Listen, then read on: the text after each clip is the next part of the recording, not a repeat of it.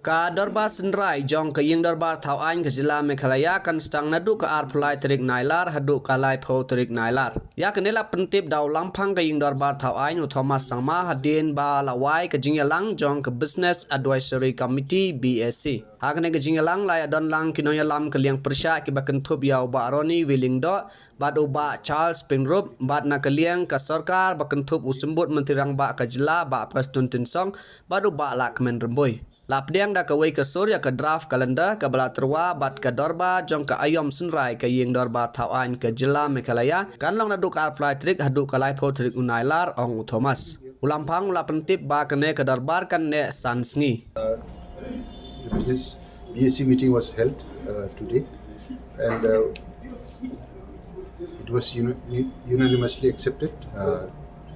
The draft calendar that was submitted, so the autumn session of the Meghalaya Legislative Assembly will be convened on the 23rd of August. Will continue till 30th of August. We have compared the last year's session also, and accordingly we have decided to have 5 working days.